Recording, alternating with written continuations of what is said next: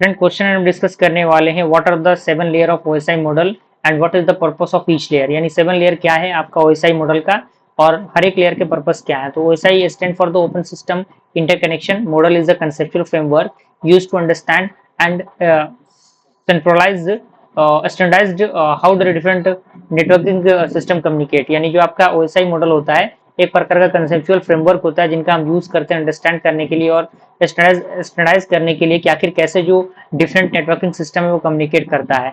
अगला पॉइंट कह रहा है कि defines the network communication process into 7 layer, यानी ये नेटवर्क प्रोसेस को 7 लेयर में डिफाइन करता है।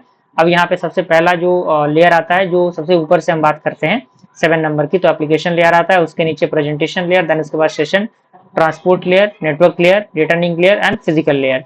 तो इसका पर्पस दिया हुआ है कि provide the network services directly to the end user application, यानी ये नेटवर्क सर्विसेज को डायरेक्टली प्रोवाइड करता है एंड यूजर एप्लीकेशन के लिए।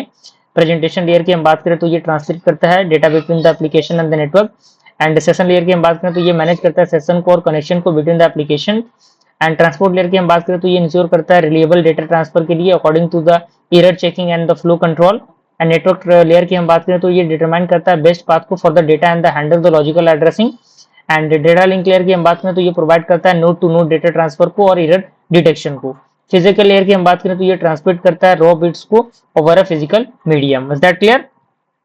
अब यहाँ पे इसका ब्रीफ एक्सप्लेनेशन दिया गया फिजिकल लेयर का, डेटा लिंक लेयर का, नेटवर्क लेयर का, ट्रांसपोर्ट लेयर का, सेशन लेयर का, प्रेजेंटेशन एंड एप्लीकेशन लेयर का। अब यहाँ पे आता है कि why is the OSI model important. OSI model important क्यों है? तो it is important because of standardized communication function, यानी ये एक स्टैंडर्डाइज्ड कम्युनिकेशन फंक्शन प्रोवाइड करता है and it helps trouble shoot network problem. And third point is that promote the interoperability between the different vendor and devices, यानी ये इंटरऑपरेटिबिलिटी provide करता है जो कि वेंडर और डिवाइसेस के बीच में होती है।